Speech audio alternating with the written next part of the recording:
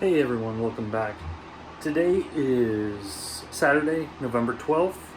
It's actually almost the 13th. It's late at night, but I'm out here in the grow shed right now. And the good part is, with this light, everything's not purple in here because I do have some purple lights, but they're in the back.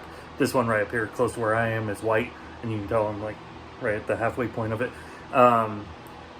But today I'm going to do an update here. It's been 10 days and I want to show you how much it's grown in 10 days. Also, have a couple of new trees in here, two Meyer Lemon trees. Now, they're not mine. They're established. A friend, a couple friends of ours had a couple of these Meyer Lemons that go inside, and they have a hard time with them during the winter. So this winter, they're going to live in here and see if we can get some size to them. Now, they did already get pollinated. One of them did. Already got pollinated, so it has some fruit on it, and it's ahead of mine a little bit. Now the good part is, since it is pollinated already, and the pollen, I forget what it's called, the pollen producing part of the flower has all fallen off, so I don't have to worry about them being cross pollinated with my clementines and getting seeds in them, because that's what gets seeds in clementines, is if they get cross pollinated with another citrus tree. So what we're going to do here, I'm going to go ahead and flip the camera around. And now here's what we have, just to give a rough overview. First of all, these are my clementine trees all over here. Now this one in the back, let me zoom in a little bit. You can see how the leaves are curling, but it stopped doing that now. It's not doing it anymore. But as you can see here, it's starting to finally put on new growth. Now, I don't know if this is new growth. I think these are all going to be blooms that come out of there. But you can see those little guys in there. You know, those little guys right in the middle there. It's just full of them. You can't see a whole lot from right here, but I mean, there's just tons of them all over that plant. And if they turn into blooms, it'll be 120, 130 blooms or so. Now this guy, this is the other one, this actively already bloomed, and you can see there's the fruit right there. And it put on, more. Let's go over here. Where's it at? There it is. There's a little cluster of 3, so they've already been pollinating this full. I did count on this one. There's about 70 altogether, 70 blooms.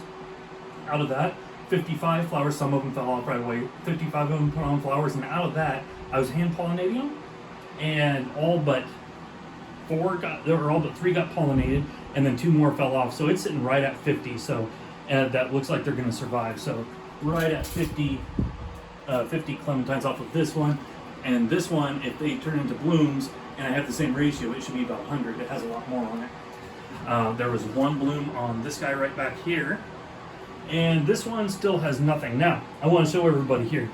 This, let me zoom out here. This, if you watched some of my earlier videos, this was 3 weeks ago. Yeah, 3 weeks ago. This was as tall or maybe 4 weeks ago. Anyway, not long ago. This was as tall as it went. So this was the uppermost flower right here, or uppermost leaf right there. And now you can see it comes all the way up here. So I've already grown, since I put these in here, it's already grown about 1 foot. Now, I've had to back off the nitrogen a little bit, because as you can see here on this one, I started getting brown tips all the way through, and I've gotten some brown tips, throughout here. That usually means too much nitrogen, so I've had to back off on that. But here's how I have this set up now. So this is a Meyer Lemon tree. It comes out, and you can tell by the size of the base, it's been around, here's my hand for reference. So it's been around for a little bit. These grow, they call them a tree, they grow a lot like a shrub. And it comes out over to here, and let's see here, let's find some fruit on it. And you can see it's starting a few places. Some new growth is starting in a few places, like that guy right back there. It looks similar to my clementine trees, and it should, they're from the same family. There's that's going to be a lemon. Let me see what else. And there's some more over here. So a few of them, so it did make quite a few. Those are all lemons. And then this guy, apparently they had a problem with it. This is the other one. They had a problem with it this year, and that one they had to trim way back down. So we're going to try to get some more size to him. Get him recovered nicely is what we're going to try to do for this winter. It should be able to be possible here now. And here, this is actually a tree coming up. I have it kind of overlapping because there's nothing really on this tree yet. But this is, if you guys remember from my last video, This is my Granny Smith tree right here, and it just came alive here. It's starting to throw on new leaves here. This is my Honeycrisp tree, Honeycrisp apple tree, and that still hasn't done anything. It looks like I'm starting to get a few buds growing in a few places, so it looks like it's coming along. And these, again, are my red seedless grapes, and still they have not done anything. So, still hoping that they will do something. So what we're going to do here, these need to be repotted. This soil looks not good. I don't know how old this soil is, but it looks like it's pretty old. I don't know. It just doesn't appear that there's a whole lot of nutrients left to it. It looks like everything's been pretty well broken down. I mean, there is some organic stuff here. I don't know what these roots came from, but it's not this. I did have to pull. There's quite a bit of weeds in here. There was some crabgrass that was in here, so I ended up getting that out, and there was leaves in there and everything else. But just the consistency of the dirt, I don't like. It feels real green, but not like sand. I can't hardly explain it. But if you look here, this is down a couple inches right here. So that's the depth right there down. And not only that, but the base on these terracotta pots is up here. So I only have maybe 6 inches of soil altogether, maybe not even 6 inches of soil. So what I got instead is so these are pretty well root bound probably. And so what I got to repot them, let me see if I can get this apart, are these guys right here. Back up here. Just normal pots, nothing special about them. However, if you look, let me line up the bottoms. If you line up the bottoms, these are, not only is the bottom go all the way down where the terracottas are kind of elevated inside there, but it sticks up about 3 inches higher, and I'm going to fill a little bit more dirt in. So this is going to give us quite a bit more dirt. Now first, you notice there's no holes in the bottom of it, so I'm going to have to drill a couple holes in here in a few places. And then what I have is this, the river pebbles here, that goes in a layer in the bottom, so that way it allows for easier drainage throughout, because citrus trees are very susceptible to a root fungus, and it'll kill them. So we want to make sure to have as good a drainage as possible. Now this also, cactus, palm, and citrus soil, and the reason why for this is it has a little bit of iron in it, for one, and for number two, I'm going to use that because it has a higher sand composition to it, so that way it'll help it, again, drain a little bit faster throughout. It'll also settle a little bit more too, so I'm going to try to basically get it all the way up, all the way filled up, all the way to the brim, because we know it's going to settle.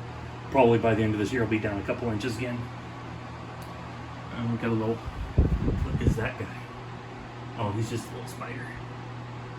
Not entirely sure what he's doing, but he's not going to have a good time here in about 2 seconds, because I have something for him. I keep a little spray bottle right here. This is bifenthrin. It's a pesticide is all it is, but it's a pretty low grade one.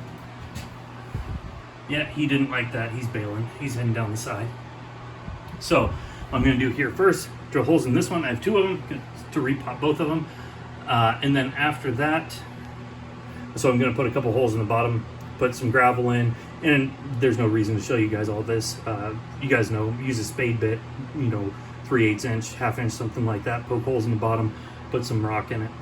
Just the bottom 1.5 inches or so of rock, and then put them back up here. And the reason why I have them sitting on these is because they're a little bit shorter, and I wanted them to be up closer to the light there. If I put them all the way down at ground level, they'll be okay, but they'll do a little bit better if I lift them up. So that's what I'm going to do.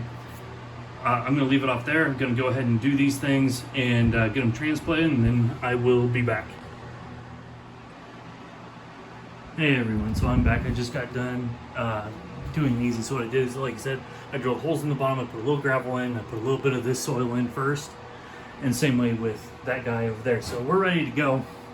And one thing I noticed, and I figured this is the case, but when I pull this guy up, the whole thing wants to stay together. And the reason why, let's look at this, completely root bound. This is why they're getting no growth out of it, completely root bound.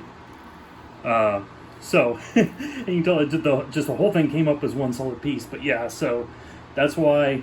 So this thing is so root bound that, I mean, that's why it's not getting any. I mean, I don't know how this thing is, but I know it's years and years old, and I already have, like, for example, my clementines are already double the size of this. And now I'm second guessing whether I got big enough pots. The pots that I did get, they'll be good for at least a couple of years, probably about 2 years, and we'll probably have to do it again into the big pots, because these lemon trees can get all the way up to 10 feet tall. But anyway, so this one's definitely root bound really bad. That's why the whole slug comes out in one piece, and you can see the roots all on the outside of it. So I'm going to try to loosen this dirt a little bit, and I'm going to put my own dirt back in, and yeah, we'll keep going with it.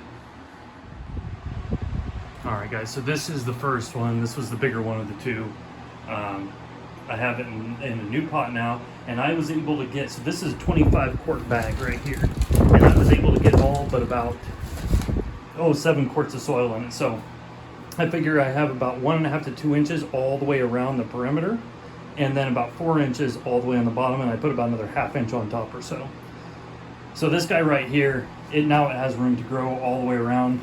And this is the small one. This one was a lot bigger, but it got something, I forget what she said it was. I think it was some type of a mite, and really ruined it. So they had to prune it back quite a bit this year. By the way, in case anybody was wondering, when you see these like this, when you see these trees, and you see how they start getting these dead branches here, and right here, there's no reason for them to have these dead branches. When they start getting these dead branches, that usually means root bound.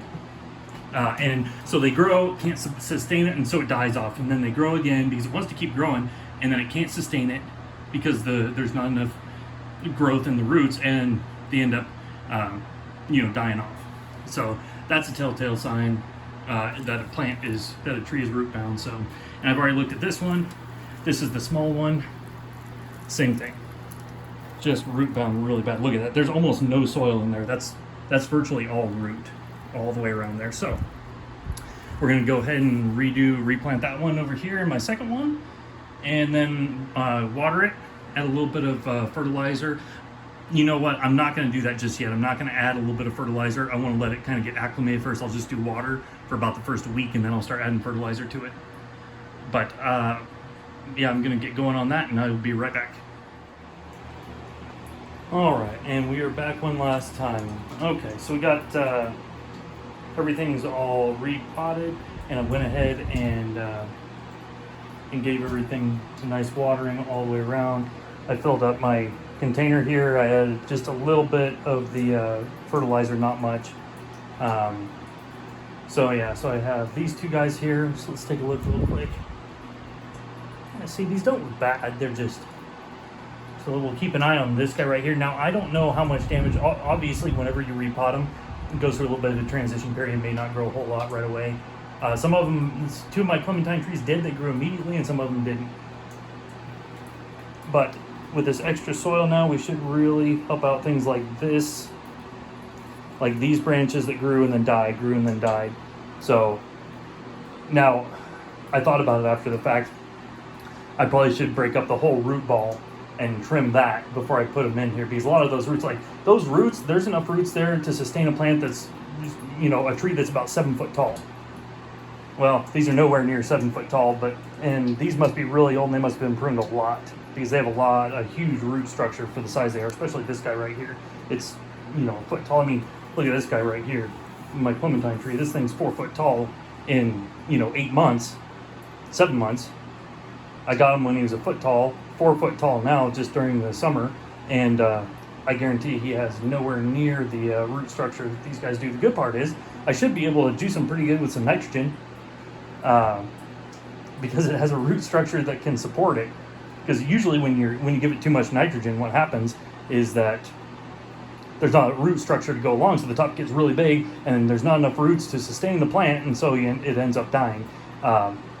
Now, I went pretty conservative right now, and depending on how all the leaves do here, if they start getting a little bit of a brown tip, then I'm going to back it off.